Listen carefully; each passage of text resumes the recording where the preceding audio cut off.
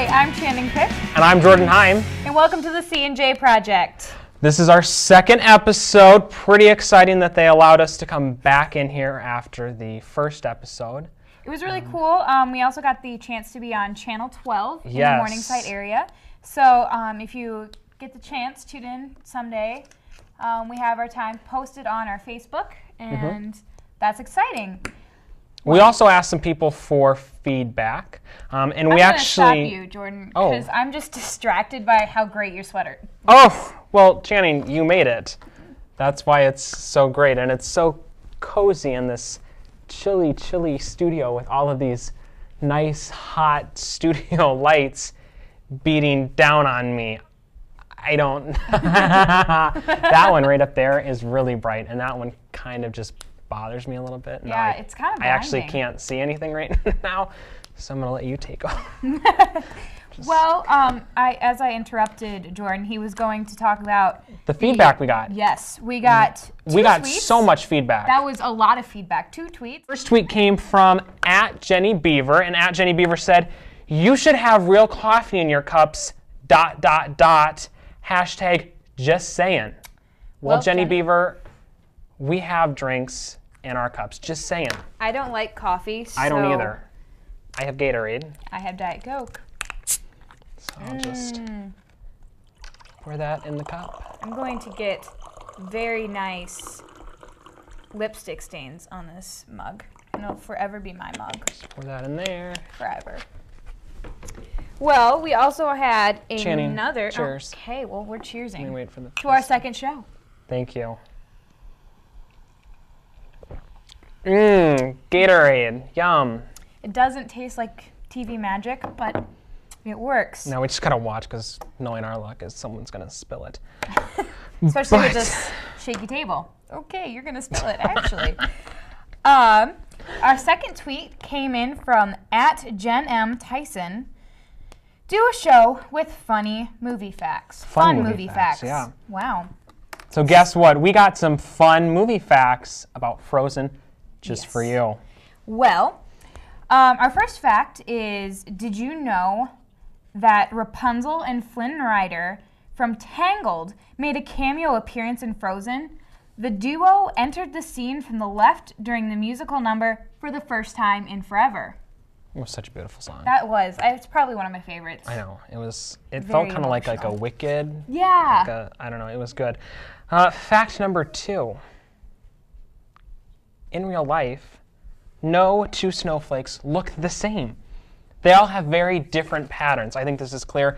Living in the Midwest, there's snow everywhere. No 2 snowflakes look the same. They all have very different patterns based on how they are created, and the animators of Frozen wanted to stimulate those special snowflakes as much as possible. So they created their own snowflake generator to help with the task. In the end, 2,000 unique shapes were used in the film for snowflakes. That is really impressive. That must 2,000. 2,000. That's ridiculous. 2,000. That's a lot of snowflakes. It is. Wow. It is impressive. indeed. Well, for our final fact, we're going to have a fun fact that is with a mixture of Frozen and the movie Titanic. So I was watching the movie Titanic yesterday, just before we went to choir. Okay. And the 2 people in the beginning that the main character Jack is playing cards with are named Olaf and Sven. Just kind of a fun little fact. That I don't think there's any correlation between that, but it's just kind of a cool little thing to know. Interesting. Well, that's really interesting, Channing. Cool. Well, since we both live in the Midwest, yes, I found a great in Iowa.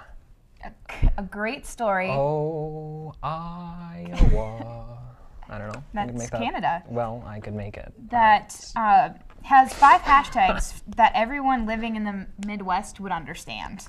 One of the first hashtags was salt stains. Did you get those on your shoes? See, I never got them living up in South Dakota. I always got them like down here in Iowa because we don't salt our roads because we don't have as many hills.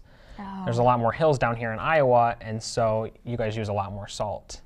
Number 2, hashtag sunny and warm today, snow tomorrow. That's kind of what happened yesterday, except for I don't think we got that much snow. No, I came back yesterday and it was, just beautiful weather. I was like, gosh, why am I wearing blue jeans? Yeah. Changed into shorts, and then it was like hurricane gale force winds. I was like, And then there was snow coming towards you, and it was ice, and it was just I felt brutal. like Elsa in Frozen. I felt like I could just like sing "Let It Go," and just it was glorious. But number 3.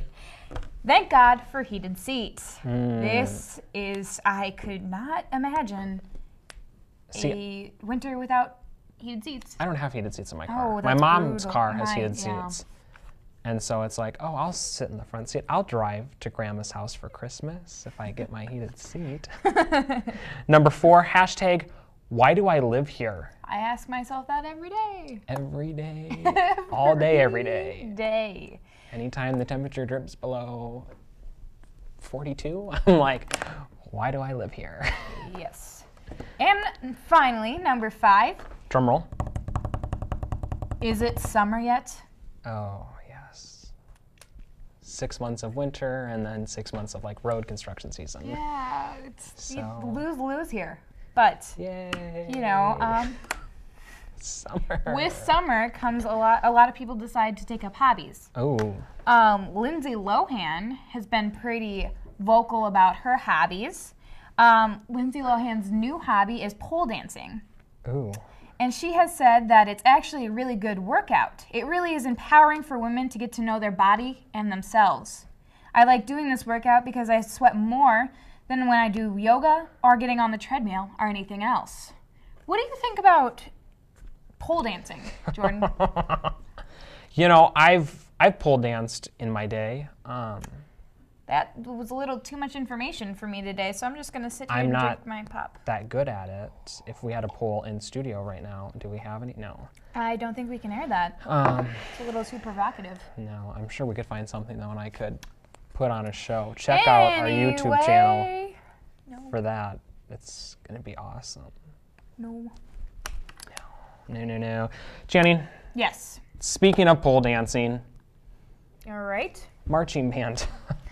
I really don't in know color how guard. that. Yeah, there you go. They have poles for color There you guard. go. My color guard in high school always had like the weirdest little things for their like Rifles? shirts and stuff. Oh, No, we okay. didn't have rifles, but they had like different sayings and stuff. All of them were like extremely dirty and inappropriate. Like, who can whip it, flip it, and strip it in public? Yeah.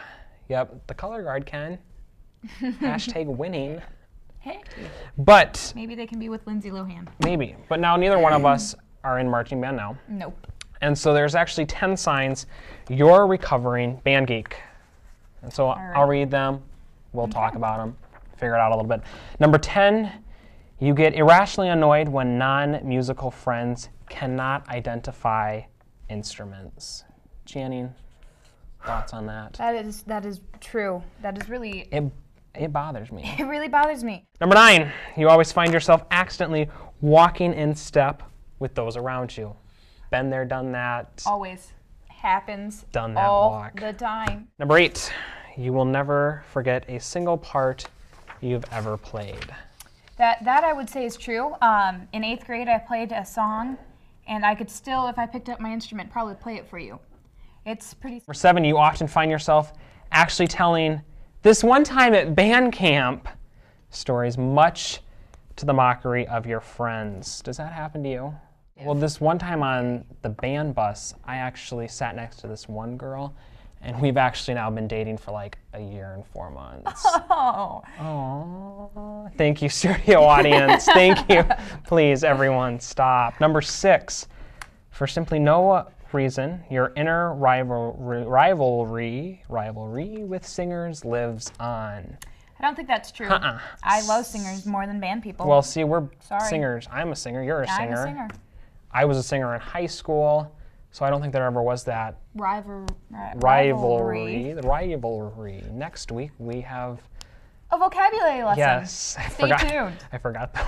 What's your Speech next therapy. Number 5, your life crumbles around you when a song you played in pep band comes on at a bar. Well, I wouldn't know the bar thing because I'm 21, not 21 yet. So And I'm only drinking Gatorade. And Diet Coke. I tried to slurp really loud so you can hear it on my mic. Number 4, no one seems to understand you quite like fellow band alum. I don't know what that one really means. No. Next one.